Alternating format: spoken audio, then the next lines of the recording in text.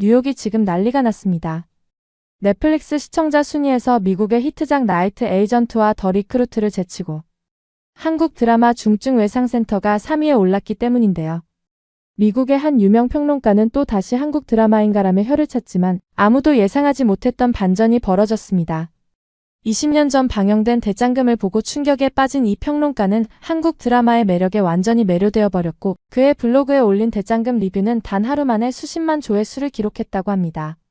심지어 문화평론계에서 가장 영향력 있는 비평가로 꼽히는 그가 20년 평론 경력 중 이런 작품은 처음이라며 극찬을 아끼지 않았다고 하는데요. 그렇다면 도대체 어떤 매력이 있기에 미국 최고의 문화평론가마저 이렇게 열광하게 만들었을까요? 이야기 지금 시작합니다. 안녕하세요. 저는 뉴욕타임스의 문화비평가 아델린 블랑샤르입니다. 파리에서 자라 소르본 대학에서 문학을 공부하고 지금은 뉴욕에서 활동하고 있어요. 프랑스와 미국을 오가며 다양한 문화를 접하는 것이 제 일상이었지만 특별히 한국이라는 나라에 관심을 가지게 된 계기가 있었어요.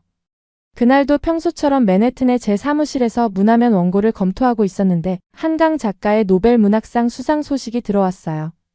사실 프랑스에서는 이미 채식주의자가 큰 반향을 일으켰던 터라 저에게는 더욱 반가운 소식이었죠. 특히나 실험적이면서도 시적인 그녀의 문체는 프랑스 문학계에서도 높이 평가받고 있었어요. 그 전까지 제가 한국 문화를 접한 경험이라고는 파리 15구의 한인 식당에서 먹었던 비빔밥과 파리 영화제에서 우연히 보았던 박찬욱 감독의 영화가 전부였어요. 하지만 한강 작가의 수상 소식을 계기로 한국 문화에 대해 더 깊이 알아보고 싶다는 생각이 들었죠. 마침 그때 넷플릭스에서도 흥미로운 변화가 일어나고 있었어요. 제가 매주 작성하는 글로벌 콘텐츠 리뷰에서 한국 드라마들이 연이어 상위권에 오르고 있었거든요. 오징어 게임이 시즌1에 이어 시즌2로도 글로벌 흥행을 이어가고 있었고 더 글로리는 복수극이라는 보편적 서사를 한국적인 방식으로 재해석해 전 세계 시청자들의 마음을 사로잡았어요. 거기에 최근에는 중증외상센터라는 의학 드라마까지 강세를 보이고 있었죠. 제가 특히 주목했던 것은 엑소 키티2라는 미국 드라마가 한국 국제학교를 배경으로 촬영되었다는 점이었어요.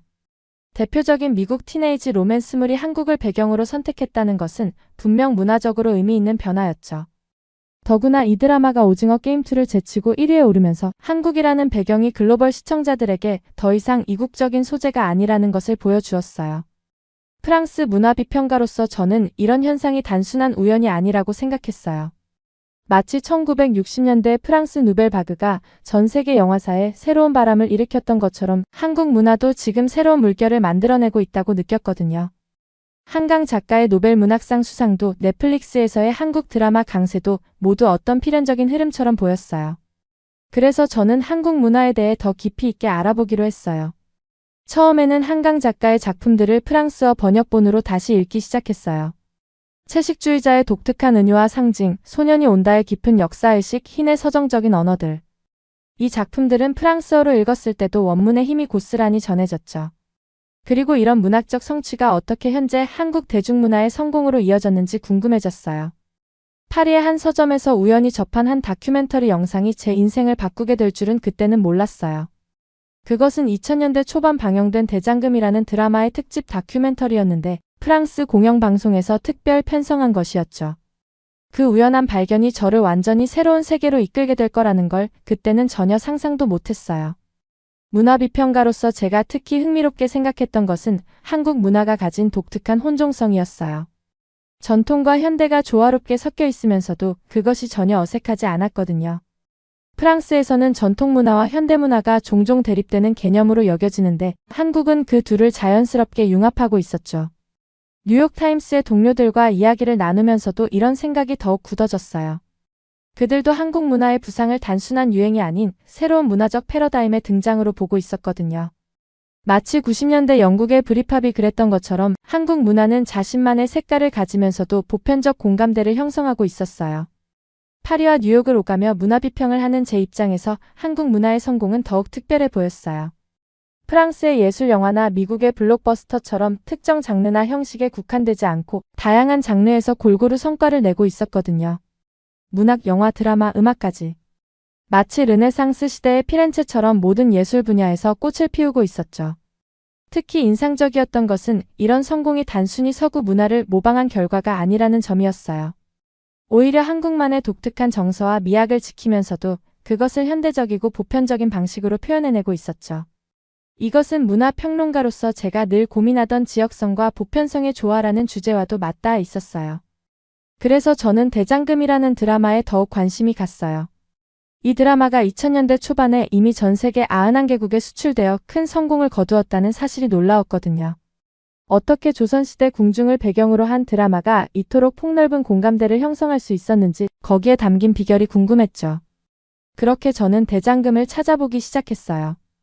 파리의 한 서점에서 우연히 발견한 다큐멘터리는 그저 시작일 뿐이었죠. 그때는 이 호기심이 제 인생을 완전히 새로운 방향으로 이끌게 될 줄은 전혀 몰랐어요.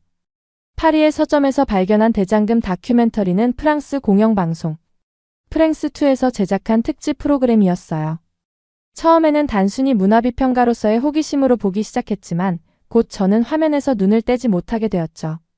다큐멘터리는 대장금이 전 세계적으로 일으킨 반향을 다루고 있었어요. 이란에서는 86%라는 경이로운 시청률을 기록했고 홍콩에서는 방영 당시 최고 시청률을 기록했다는 내용이었죠. 특히 인상적이었던 것은 드라마가 다루는 소재였어요. 조선시대 궁중 의녀의 이야기라니 얼마나 독특한 소재인가요? 대장금을 꼭 한번 봐야겠다고 생각했지만 프랑스나 미국에서는 쉽게 접할 수 없었어요.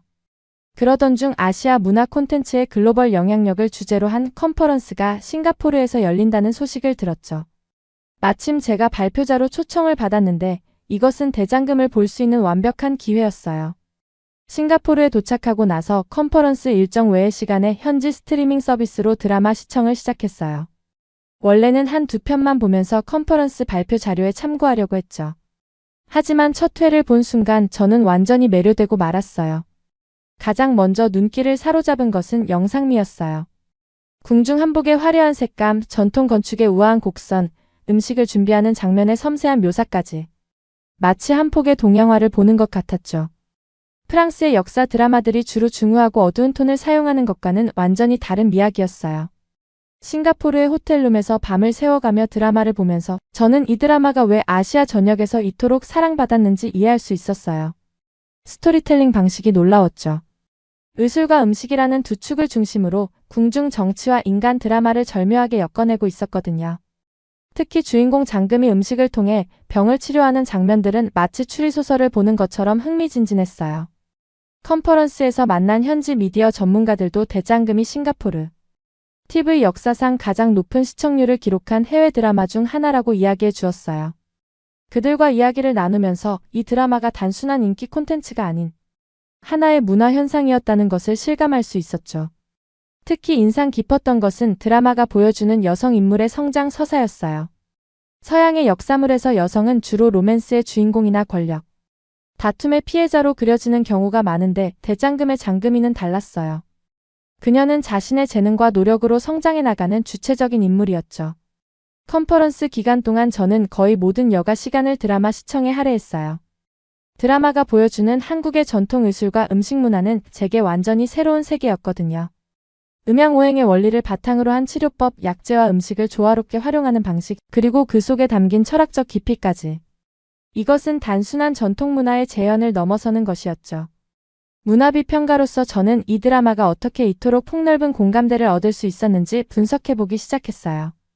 표면적으로는 매우 한국적인 소재를 다루고 있지만 그 안에 담긴 인간적인 이야기는 매우 보편적이었거든요. 스승과 제자의 관계, 재능과 노력의 가치, 신념을 지키는 용기. 이런 주제들은 문화권을 초월해서 공감할 수 있는 것들이었어요.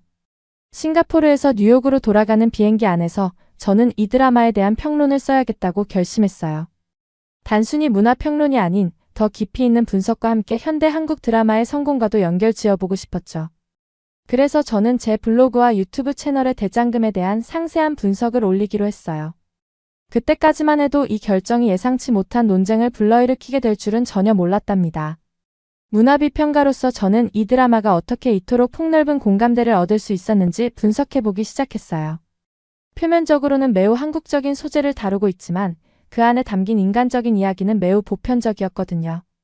스승과 제자의 관계, 재능과 노력의 가치, 신념을 지키는 용기. 이런 주제들은 문화권을 초월해서 공감할 수 있는 것들이었어요. 더불어 인상적이었던 것은 드라마가 보여주는 음식 장면들이었어요. 프랑스가 미식의 나라로 알려져 있지만 대장금에서 보여주는 음식에 대한 철학적 접근은 저에게 신선한 충격이었죠. 음식이 단순한 미각의 즐거움을 넘어 치유와 소통의 도구로 그려지는 방식은 특히 인상적이었어요. 컨퍼런스 마지막 날, 현지 방송국 관계자들과 저녁 식사를 하면서 흥미로운 이야기를 들었어요. 대장금이 방영될 당시 싱가포르의 전통의학과 음식 문화에 대한 관심도 함께 높아졌다는 거예요. 심지어 일부 중의학 병원에서는 대장금 패키지라는 치료 프로그램을 만들었다는 이야기도 들었죠. 싱가포르에서 뉴욕으로 돌아가는 비행기 안에서 저는 이 드라마가 가진 문화적 영향력에 대해 더욱 깊이 생각해보게 되었어요. 한 드라마가 어떻게 전통 문화에 대한 관심과 자부심을 불러일으킬 수 있는지, 또 어떻게 서로 다른 문화권의 사람들을 하나로 연결할 수 있는지 말이에요. 그래서 저는 제 블로그와 유튜브 채널에 대장금에 대한 상세한 분석을 올리기로 결심했어요.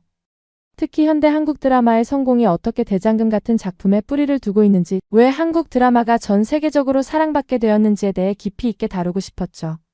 비행기에서 바로 글의 개요를 작성하기 시작했어요. 드라마의 미학적 특징부터 시작해서 스토리텔링 방식, 전통 문화의 현대적 재해석, 그리고 글로벌 시청자들과의 정서적 교감까지. 제가 느낀 모든 것들을 담아내고 싶었거든요. 그때까지만 해도 이 글이 예상치 못한 논쟁을 불러일으키게 될 줄은 전혀 몰랐답니다. 사실 제가 그동안 써온 많은 평론들 중에서도 이번만큼은 특별히 더 신중하게 접근하고 싶었어요. 단순히 서구적 시각으로 동양의 문화를 평가하는 것이 아니라 그 안에 담긴 진정한 가치와 의미를 전달하고 싶었거든요. 하지만 때로는 좋은 의도가 예상치 못한 결과를 낳기도 하는 법이었죠. 뉴욕으로 돌아오자마자 저는 바로 글쓰기에 착수했어요. 비행기에서 작성한 개요를 바탕으로 대장금, 전통과 현대를 잇는 달이라는 제목의 긴 블로그 포스트를 작성하기 시작했죠. 문화비평가로서 그동안 수많은 글을 써왔지만 이번만큼은 특별히 신중하게 접근했어요. 우선 드라마의 역사적 배경부터 시작했어요. 조선시대 의녀 제도와 궁중 음식 문화에 대해 자세히 조사했죠. 다행히도 싱가포르 컨퍼런스에서 만난 한국 교수님께서 좋은 자료들을 많이 추천해 주셨어요. 특히 실제 장금이라는 인물이 사료에 등장한다는 사실은 저에게 큰 영감을 주었죠. 글의 중심 내용은 대장금이 어떻게 한국의 전통 문화를 현대적으로 재해석했는지에 대한 것이었어요. 예를 들어 드라마에서 음식과 의술이 결합되는 방식은 현대의학에서 주목받고 있는 식이요법과도 맞닿아 있었죠. 이런 부분이 전통의학을 단순한 과거의 유물이 아닌 현대에도 유효한 지혜로 보여주는데 성공했다고 분석했어요. 블로그 포스트는 예상보다 훨씬 길어졌어요. 보통 제 글이 2000단어 정도인데 이번에는 5000단어가 넘었죠. 하지만 한 글자도 줄이고 싶지 않았어요. 드라마가 가진 모든 층위를 섬세하게 다루고 싶었거든요. 글을 발행하고 나서 이를 바탕으로 유튜브 영상도 제작했어요. 드라마의 주요 장면들과 함께 제가 분석한 내용을 시각적으로 전달하고자 했죠. 특히 음식을 만드는 장면들의 미학적 완성도를 자세히 다뤘어요. 프랑스 요리 영화의 대표작인 줄리 앤드 줄리아와 비교하면서 음식을 다루는 방식의 문화적 차이도 분석했죠. 처음의 반응은 정말 놀라웠어요. 블로그 포스트는 24시간 만에 10만 뷰를 넘었고 유튜브 영상은 일주일 만에 50만 뷰를 기록했죠. 특히 인상적이었던 것은 댓글이었어요. 전 세계의 시청자들이 자신들의 대장금 시청 경험을 공유하기 시작했거든요. 터키의 한 시청자는 드라마를 보고 한국 전통의학을 공부하기 시작했다고 했고, 브라질의 요리사는 한국 궁중 요리를 자신의 레스토랑 메뉴에 접목했다는 이야기를 들려주었어요. 학계의 반응도 긍정적이었어요.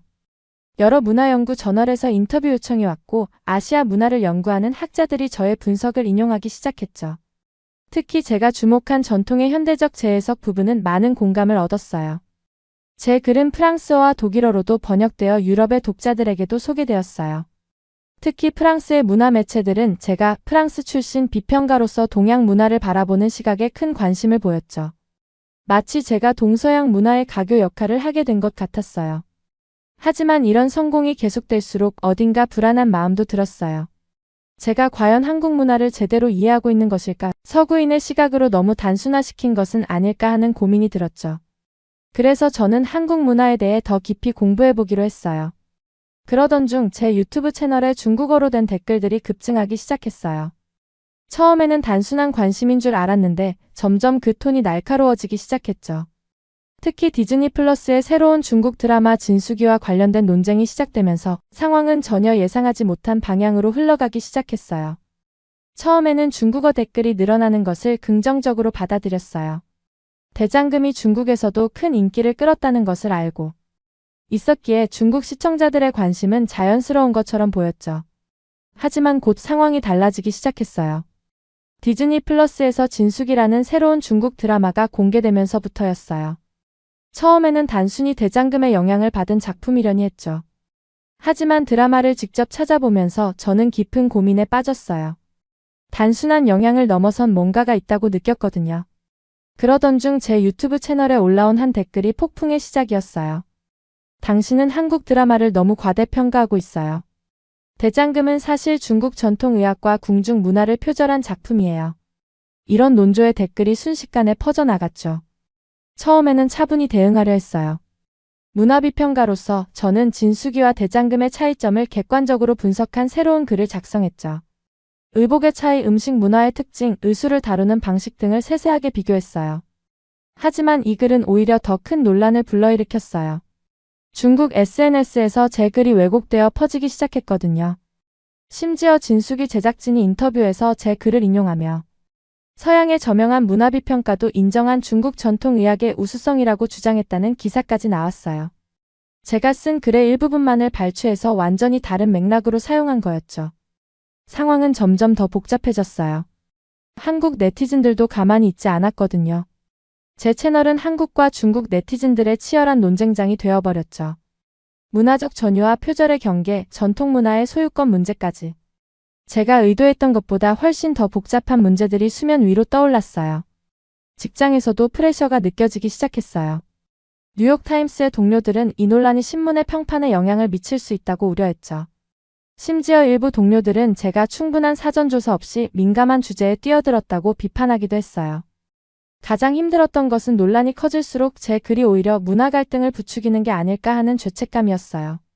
처음에는 순수하게 대장금의 예술성과 문화적 가치를 알리고 싶었을 뿐인데 어느새 한중 문화 갈등의 한가운데에 서 있는 제 자신을 발견했거든요. 문화비평가의 글이 이렇게 큰 파장을 일으킬 수 있다는 사실이 두렵기도 했죠. SNS에서는 제가 쓴 글의 한 줄 한 줄을 놓고 치열한 논쟁이 벌어졌어요. 어떤 이들은 제가 한국 문화에 너무 감정이입했다고 비판했고 또 다른 이들은 제가 중립을 가장한 채 은근히 한쪽 편을 들고 있다고 공격했죠. 심지어 일부 중국 매체는 제 글을 무단으로 번역하고 왜곡해서 자신들의 주장을 뒷받침하는 근거로 사용하기도 했어요. 특히 고민되었던 것은 진숙이 논란에 대한 제 입장이었어요. 분명 두 드라마 사이에는 유사점이 있었지만 그것을 단순히 표절이라고 단정 짓기는 어려웠거든요. 동아시아에 공유된 문화유산과 개별 국가의 고유한 전통을 어떻게 구분해야 할지 그 경계가 참 모호하게 느껴졌어요. 밤새 댓글을 읽으며 고민했어요. 한국 네티즌들의 분노도 중국 네티즌들의 주장도 이해가 갔어요. 하지만 이것은 단순히 두 드라마의 문제가 아닌 더 깊은 역사적, 문화적 맥락이 얽힌 문제라는 것을 깨달았죠. 결국 저는 더 깊이 있는 연구의 필요성을 느꼈어요.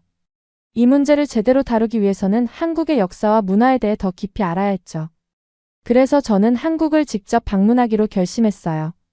그곳에서 직접 보고 듣고 느끼면서 이 복잡한 문제에 대한 답을 찾고 싶었거든요. 인천공항에 도착했을 때는 이른 아침이었어요. 비행기에서 내리자마자 한국의 공기가 달랐죠. 이번 방문은 단순한 취재나 기사 작성이 아닌 진정한 이해를 위한 여정이었어요. 그래서 일부러 언론사나 관계자들에게 알리지 않고 조용히 연구를 시작하기로 했죠. 인천공항에 도착했을 때는 이른 아침이었어요. 비행기에서 내리자마자 한국의 공기가 달랐죠. 이번 방문은 단순한 취재나 기사 작성이 아닌 진정한 이해를 위한 여정이었어요. 그래서 일부러 언론사나 관계자들에게 알리지 않고 조용히 연구를 시작하기로 했죠. 가장 먼저 찾은 곳은 규장각이었어요. 조선시대 의학 문헌들이 보관된 곳이죠. 그곳에서 만난 한 학예사는 동의보감을 비롯한 조선의 의학 서적들을 자세히 설명해 주었어요.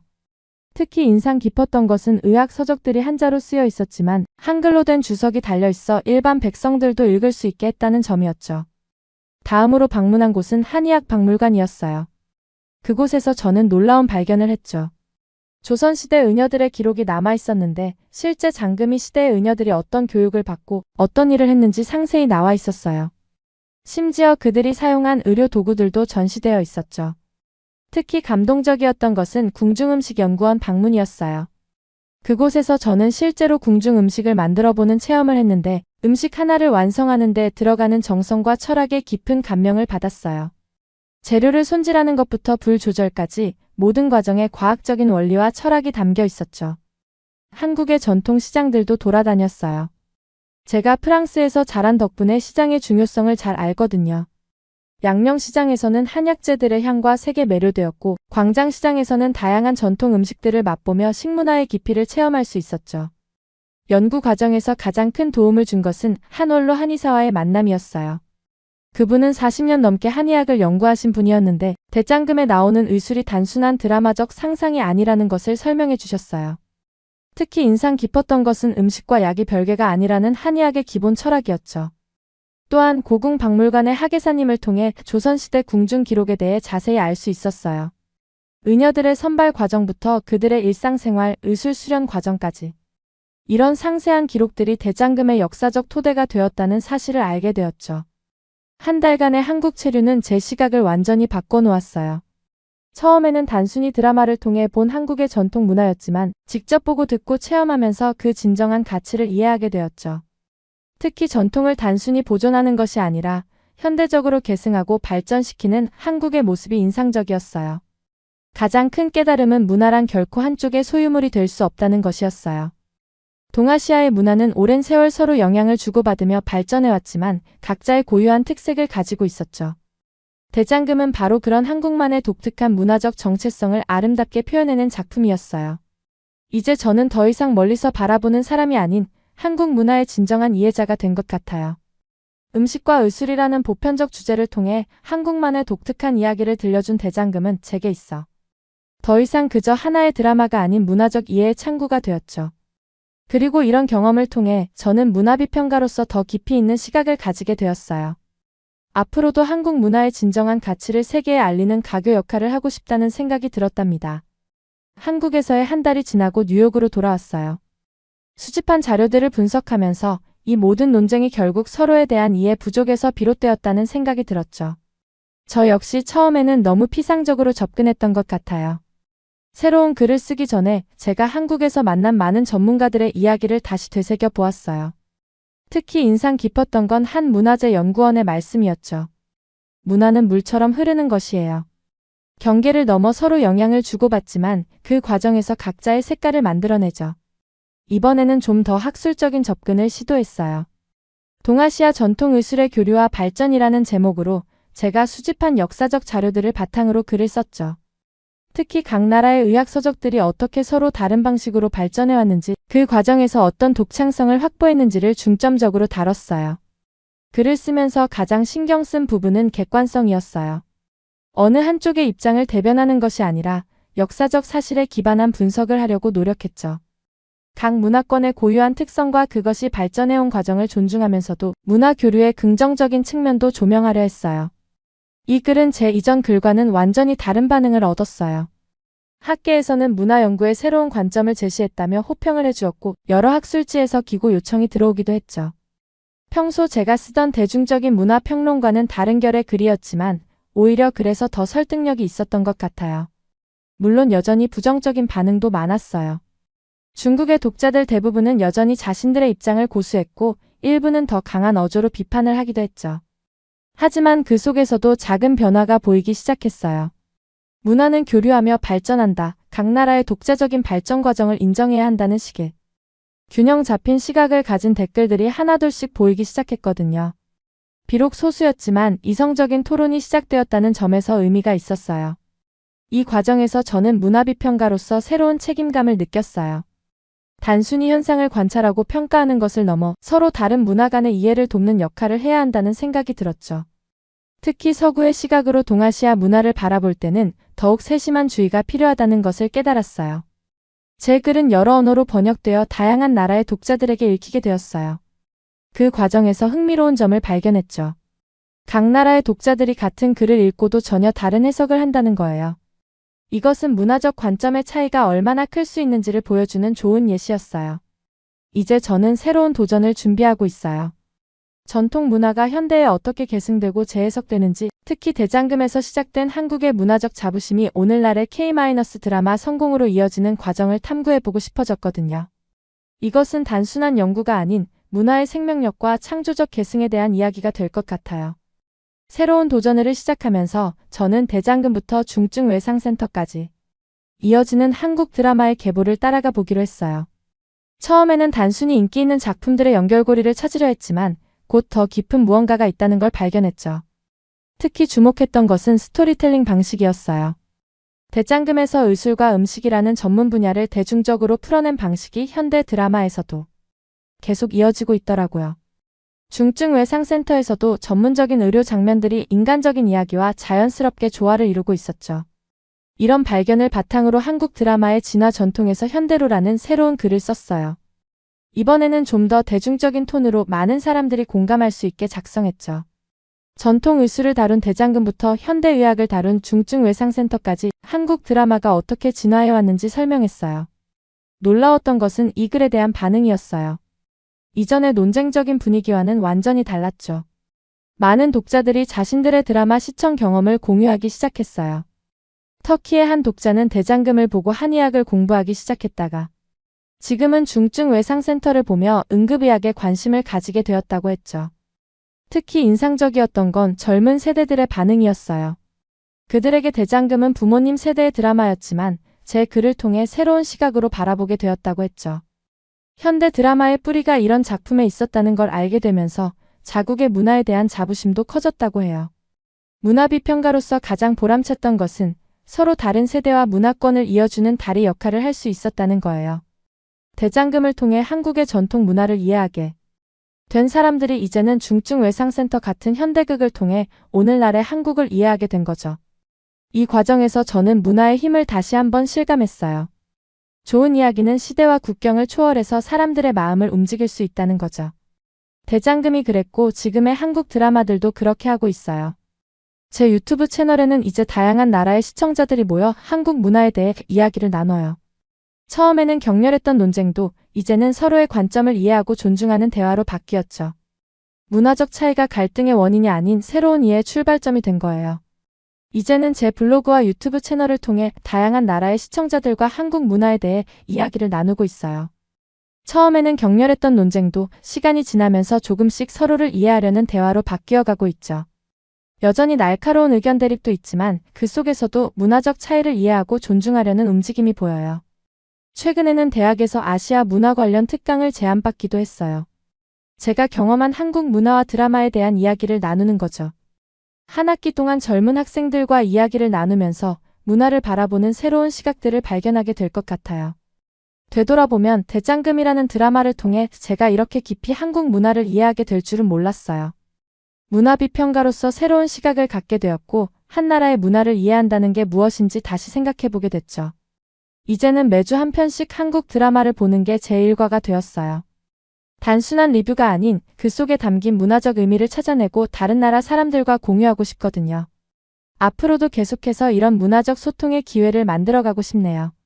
사연을 재밌게 들으셨다면 구독과 알림 설정 부탁드립니다. 여러분의 구독과 알림 설정은 영상 제작에 큰 힘이 됩니다. 지금까지 외국인의 시선에서 한국의 감동에 빠진 이야기를 전해드리는 감동 다이브였습니다. 좋은 하루 보내세요. 감사합니다.